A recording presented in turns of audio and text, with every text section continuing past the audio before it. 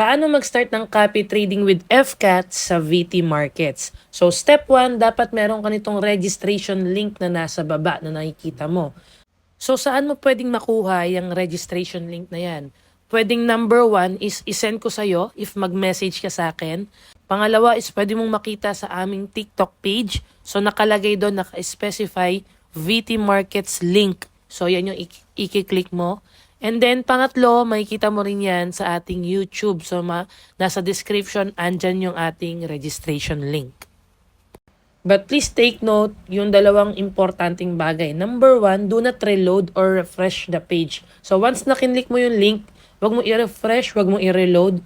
So, if mag-error, ulitin mo na lang na i-click yung link. Pangalawa, do not click the back button. So, parang same din yan ng reload or refresh. For example, naghang yung page mo, wag mo i-click yung back button kasi hindi kakagat yung link. So, ano yung mangyayari kapag hindi mo nasunod to? Let's say, ni-refresh mo, ni-reload mo, or kinlik mo yung back button.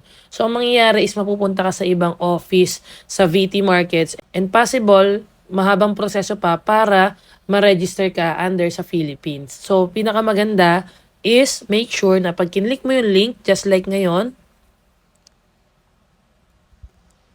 ayan, kinlik ko. So, makikita mo, wala akong ni-refresh, wala akong ni-reload. Okay? So, ayan, nakalagay dito, open a live account within 5 minutes. So, kailangan mo lang tignan dyan, country of residence, Philippines. Lagay mo yung email mo, lagay mo yung password mo, and refer, kung wala namang nag-refer sa'yo, so wag mo nang lagay yan. And then, click yung open live account. And that's it. Automatic magkakaroon ka na ng iyong trading account. So, that is step 1.